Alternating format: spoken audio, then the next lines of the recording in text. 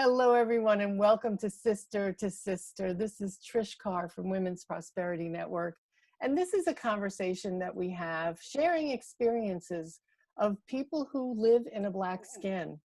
I wake up white every day, so I have no idea what it's like to wake up Black.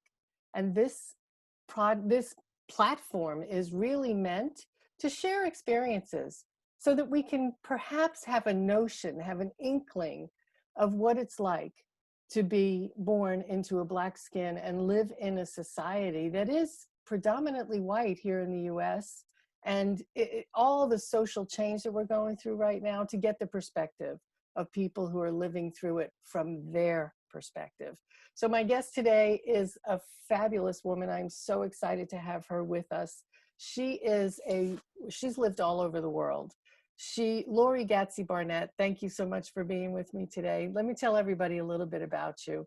She was born in Zimbabwe, and she lived and she went to school in Pennsylvania at Penn State. So those of you who are Happy Valley people, it's Happy Valley, Pennsylvania. From there, she lived in London, and now she lives in Belfast, Northern Ireland. She's a business owner of a company called Lessons Group. She's a social entrepreneur, a motivational speaker, and she's the founder of JoinHer Network. And JoinHer is about moving women forward, motivating them, handling them, giving them the tools, and being a philanthropic, humanitarian change maker in the world. It's no wonder that Lori and I connected, considering we both have the same exact vision for supporting women to have the best life possible. She's had amazing opportunities. She has a demonstrated history of working in corporate as well as in the voluntary sector. A couple of things that really I didn't know about Lori is that while she was working as a World Vision Youth Ambassador in a program, she got to meet the great Nelson Mandela. Many of you obviously have heard of Nelson Mandela. And next year, I believe, is the World of Peace, and it's dedicated to Nelson Mandela. She also got to meet the 2001 Nobel Peace Prize winner and former Secretary General of the United Nations, Koffi Annan. And when I say these names, I get chills. Like, it's so amazing that you got to meet them. One of the things that Lori said, and I love I love quoting her. She says, "Having lived and worked across different cultures and countries, the richness of variety within diversity demands change from us collectively to become the examples of a community transformed and strengthened by us, sharing a vision of a brighter tomorrow." So I love what you say about it's about us. There's a richness of variety within diversity. So thank you, Lori, for being with us today. I appreciate you so much. Thank you, Trish. It's an absolute pleasure. And oh yeah, I think all the conversations we've had, I apologize to everyone. They're going to have to hear us now. And hopefully we won't go forever and ever, because we can talk forever. We can, can't we? We get on for a half hour. The next thing you know, it's an hour and a half. Exactly. Wonderful. It really is wonderful. You have, what you're doing in the world makes such a difference, not just for women, but for every person. You know, I love the projects that you take on, and just everything you're doing. So it's a pleasure. It just goes to show that when you make connections with people and you get other connections with people, how it expands your world. You've expanded my world and my view of the world. So I appreciate you. And I appreciate you too. Before the technology angels knocked us off the first time, you shared a couple of really profound stories. The first one was when you were you were 6 or 7 years old. And it was really the first time that you got it, that people looked at you differently. Can you share that? Yes, I was talking about how when I was 6 or 7 years old, because of the school I went to, it was a private school, and it was a private international school. And we had to learn how to swim. So my mother, being who she was, had my hair tied up so we wouldn't have this little girl who went in one way and came out a complete mess, all tangled up coming out. So my hair was tied up, and we stood along the pool edge. The coach had us in height order, so we could figure out all the ones who were really short were kept in the shallow end. Those who were proficient swimmers could kind of do what they wanted, and just really he could keep an eye on all of us and what was going on. So obviously the coach says, jump in, we're going to go for this. So all the white kids jumped in the water, happy. I mean, this is their element, so in they were. So all the black kids are standing there, and I'm one of them thinking, okay, so what do we do now? This is your first day of swimming. So the coach says, okay, I'm in the water. I'll take you in one by one. Don't panic and just adjust. So we all kind of get loaded into the swimming pool. This is in the shallow end. And to our horror, all the white kids jumped out of the water. So we're standing in the water completely mystified because all the kids jumped out and we're the only black kids are in the water and all the white kids jumped out. And the coach says, what's the matter? Why is everybody out? And I remember one little girl, I can't remember, was it Claudia or something, says, well, they're going to make the water dirty and we don't want to be in the water if they're in the water. So you can imagine you're 6, 7 years old and you hear this, all of a sudden it's like, I'm that different? All this water and it took everybody out just because we jumped in. What were we going to do? You know, mortified at 6 or 7 years old. So the coach then obviously had a very stern word with all the other kids, and all the white kids finally got back in the water and some sort of normality resumed. But that memory of how everybody had to evacuate so quickly at 6 or 7 years old, that's an absolute shock, especially when for Black people, our history with water hasn't been great. It's awful. So that's a first time shock and realization that you're different. Yeah, and that stays with you. You know, they say those early memories, they really do stay with you. And I'm sure that's just one of many that you had, even as a young child.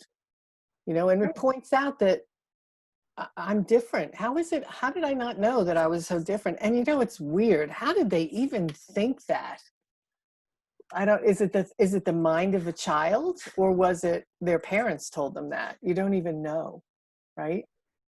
Well, I mean, I think the thing is, now that I'm older and I think my capacity to reason is more, I kind of remember a lot of different incidents, you know, as I was growing up. But the irony to all of this is my parents never taught me to hate white people or to hate anybody who was white. I'm sure they had enough challenges that they had to overcome, being that Zimbabwe was colonized by the British, and there was a lot of British influence in my country growing up as a child. But they never ever said that we should go out there and be a menace to society or anything. They always said, you know what, take each incident as it comes. And the odd thing was my best friend as a child was a red-haired little girl called Mandy Lion. So you can't get any more ironic than that. We're two children from two opposite ethnicities, and we're best friends. And we only got discovered because we were coming home incredibly dirty, having torn our shorts or dress from trying to get in through a hole in the fence that marked the partition of their property and ours. So the only way we could play with each other was secretly and burrow into each other's backyard and then come back home incredibly dirty from crawling in the mud in this little hole in the fence. So finally, I think our parents got fed up with not understanding what was going on with us and insisted to see this. What do you do that you come home so dirty? And equally, Mandy had the same question. So our parents met for the first time because of us explaining how we were coming home dirty. And they secretly allowed us to harbor this friendship in a time where obviously segregation, racism was really rife. And we kept this friendship until one day Mandy moved away, and to this day, I don't know where she is. So yeah, if she's out there somewhere, it would be good to find her and kind of say, hey, you know, because of you, I do not have a bias in my life. So I appreciate that. Well, that's a wonderful thing. And if you think about it, you had to keep your friendship secret. I think about Trevor Noah, who's a comedian and who, you know, is on The Daily Show here in the US. And his book is called Born a Crime, because his mother and father I think his father was white, his mother was Black, and it was in the time of apartheid in South Africa. Exactly. And literally, it was a crime to have a child, much less to be a couple. So it was the same. You were experiencing the same things. In that time, it was known as Rhodesia. Since then, obviously, it became Zimbabwe, probably when you were a teenager would be my guess. Right?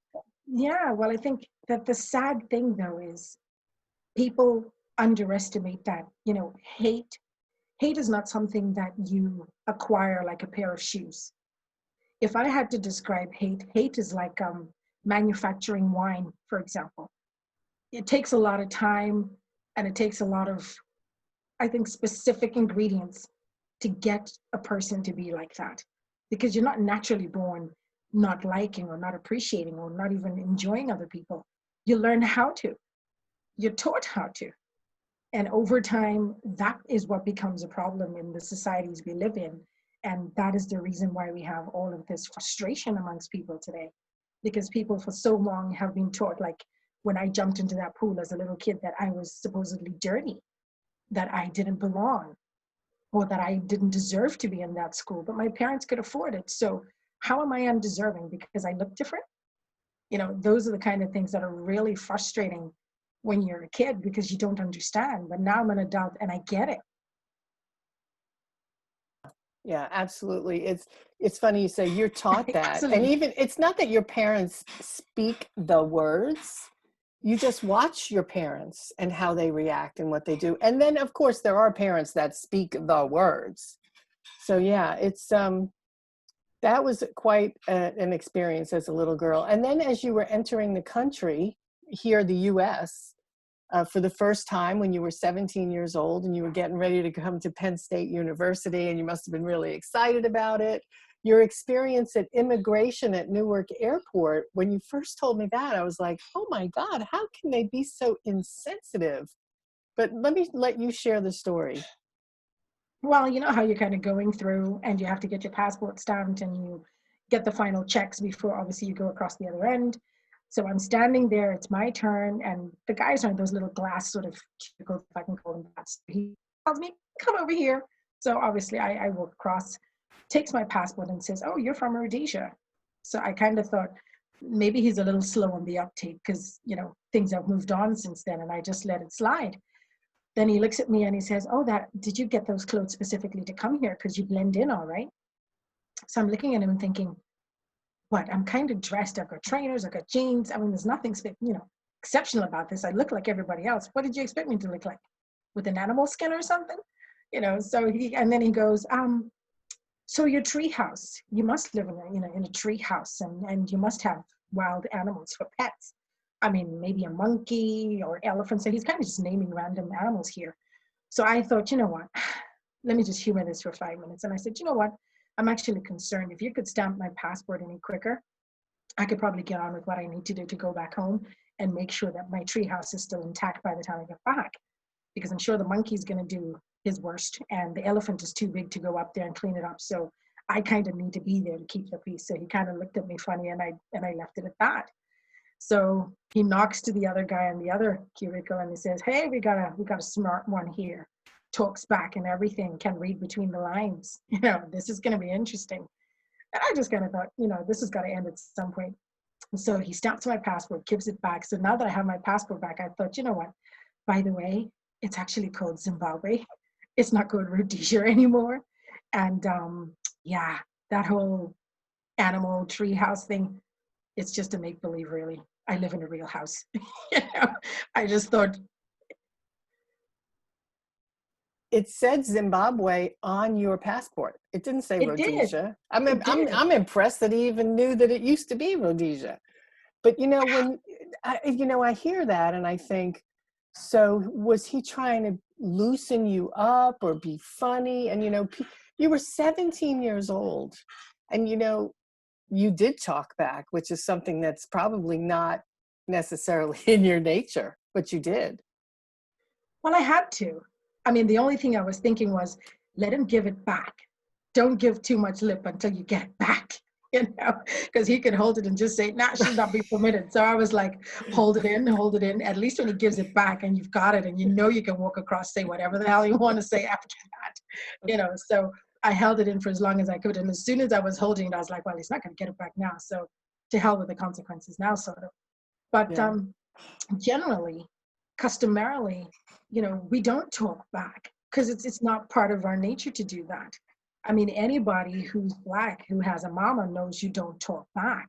Certainly not when you're like in close proximity to her, because, in my day, you knew what was coming.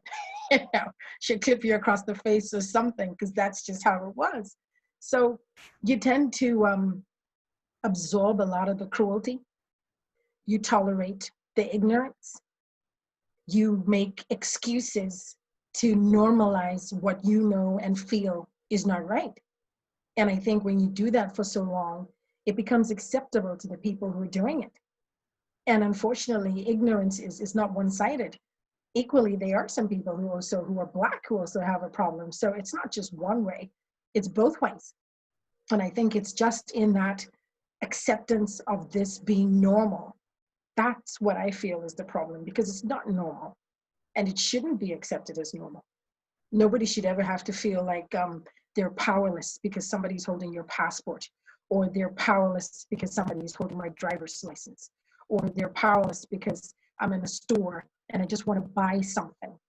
And now I have security following me. I mean, I've had that experience on numerous occasions.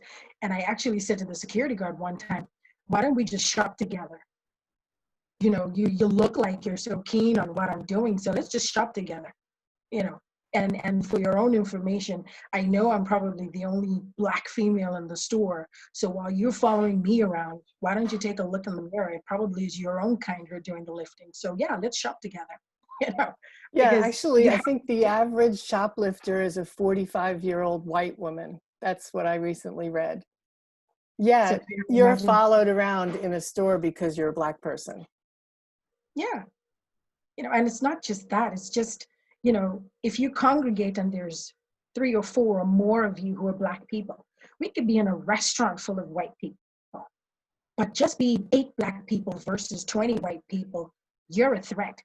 Because 8 of you having a good time, laughing, joking, pranking, carrying on, eating the same food, mind you, having waited longer to be served, you know, maybe assume that we don't know how to eat what's on the menu. And, you know, we're probably not going to be the ideal, you know, customer, but we are, and we're the threat. I don't get that. I really don't get that. But then on the flip side, if you go to Zimbabwe, there was a lot of segregation back in my day. And even to this day, there are some people who feel that there is a preferential if you're white, or as opposed to you who's Black. And I don't understand what makes you have that authority, because you assume you have more money, or is it because you assume you have more intelligence? I don't get it. So there is a lot of that. Yeah, it's here too, only it's, you know, what you're talking about are subtle things, you know, subtle that somebody's walking behind you in a store, making sure you don't steal something. As a matter of fact, my niece told me recently, this was 10 years ago that this happened, but she recently told me that when she was working at a well-known chain retailer here in South Florida, that when she was trained, her manager told her that when Black people walk in, make sure you keep your eye on them. Like, hello? South Florida is a melting pot of people. And it's like, so why don't you say that about the Hispanics when they walk in? Or how about anybody under 18? Or, you know, why is it that she found it necessary to tell my 17 or 18-year-old niece that she's got to keep her eye on the Black people? So again, these things are insidious and we don't even really recognize them or see them. So you sharing these things, and I know there are people out there thinking, oh, the guy at immigration was just joking around and he didn't mean anything by it. He was just trying to be funny. Well, how does that funny land on the person that he's trying to be funny with is right here. It's not funny. It's sort of like when somebody makes a joke about your name all the time, or, you know, somebody who gets the same joke over and over again. It's not funny. And No, it it's feels not. insulting, right? It is. And I think the thing is, just like when I was a little girl jumping into a pool of water, you know, I remember to this day, my grandmother told me, because I was mortified, and obviously I was telling her this story, and grandmothers, I don't know about yours, but my grandmother was a very, you know, big in her stories, and always in her stories, it's kind of like there's a lesson hidden in those stories. Right. And one day, because of this water incident, she came up to me and she said, you know, I want to ask you something. And I thought, oh, Granny, what is it? And she's like, well, look, if you have water and you have mud, which of the two is more powerful?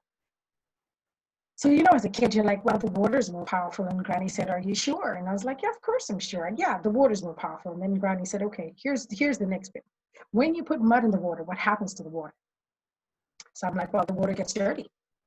Then Granny said, can you see where my lesson lies? And I'm still like, I don't know what you mean. And she said, you know what, in life, I might not go with you everywhere you go, but you need to be like what the mud did to the water. In every situation and in everything you come into contact with, you should be the influence of it, not the other way around. And every day of my life, when I'm challenged by people, when I'm challenged by circumstances, I think about, okay, what's going to be the most influence here?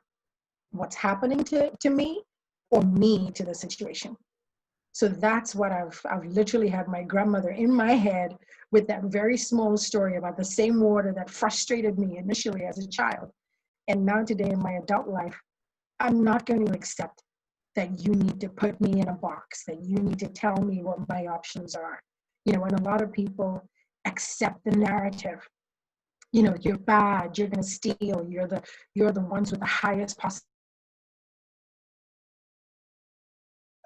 We're freezing up again. possibility to end up in jail. You know, everything that is negative is what you're going to be just by virtue of you being Black and your family history or the demographic of where you live or the, you know, all of those things. And I'm here to say to a lot of people, don't let people's narrative of you determine who you become and who you're meant to be. I think one of my favorite quotes is from a guy called Walter Badhog, I think it is. And Walter says, the greatest pleasure in life is doing things that people say you cannot do. So just by virtue of that, between my grandmother's stories and quotes from guys like Walter, I'm not going to let you tell me I can't. If I try it myself and I realize I can't, then I think that's settled. But until that happens, give me a break. I've got enough to contend with just being me. Yeah. Thank you so much for sharing your truths, what your experience. I mean, you can't argue with your experience, how it made you feel. The really amazing thing is that you did what your grandmother said to do. You decided to shape your own circumstance. And not everybody has that kind of gumption or inner motivation, or even is surrounded by the right kind of people who can support them in being strong. So I'm so honored that you took the time to be here today. And I really appreciate you sharing these stories because, you know, a lot of the times we don't think about it, but these open wounds, like think about things that have happened to you, to be able to share them is like reliving it. So I so totally honor you for being here, Lori. Lori, what would you say to people if they wanted to do something, make a difference? You know, what would be what you would share with them so that this experience of hearing your stories goes to the next step? Well, I mean, to be honest with you, I think the power of your voice and your narrative, that's one thing in all my years of life I had to learn. And I thank one of my professors when I was in Penn State who said to me, don't let your accent, don't let how you look, don't let how you even think of yourself be what holds you back. Because I kept quiet in the classroom and I didn't want to talk because I thought everyone was going to laugh at my accent and they wouldn't understand or they would make fun of me. And I remember that professor saying, get up there, speak your truth. And so what? If they don't like it or they don't want to hear it, it's not up to you to make people like you. Do what you have to do and move on to the next thing. So that's what I would say to people. Some people are not going to like you just by the virtue of your presence. Forget about your skin color. You know, you could be a woman, whatever. You know, there is always a challenge when you possess a conviction within yourself of knowing your truth. And I think that's what's scary to people. They don't know what to do with you when you're like that. You're really threatening and you don't even need to have a weapon. Just being yourself and conviction of knowing your purpose. That I think is scary enough. It's awesome. Thank you so much. I want to invite everyone to check out JoinHer Network, which is on Facebook. It's JoinHer, all one word, and connect with Lori, connect with this amazing organization. I also want to suggest to continue the conversation around racism is to go to a brand new website I just heard about, and I mentioned this last week, and it's called 1 Million Truths. 1 Million Truths, and you can get there with the number 1 or the ONE, 1milliontruths.com. And it is a website specifically dedicated to Black people sharing their stories like Lori just shared. Because I think the more that we can humanize and take it to an individual level, what really is happening for people, and get away from the news and the narrative and the 5 minutes on CNN or Fox or BBC or wherever you're watching your news. You're only getting a glimpse and you're getting a broad view. Let's get down to the individual level. When I hear what Lori went through as a child, every time she walks into a store, and when she went through customs, I'm outraged. And my outrage has caused action. I invite you to consider what action you can take to make a difference. Thank you again, Lori Gatsi-Barnett. I so appreciate you. Thanks for sharing your stories. Thank you so much. Thank you, Trish. It's been an absolute pleasure, and you do an amazing job. And it's great to say sister to sister, because we are so different, but what we share, what we're trying to do in the world, that's what makes us sisters. So for that, thank you so much. It's been an absolute pleasure. My pleasure. And thank you all for being here. We'll see you again next Tuesday with another compelling conversation. Thanks for being with us, everybody. Please be sure to share this and to make any comments. I'd love to hear what your thoughts are. Bye-bye. Bye. All right.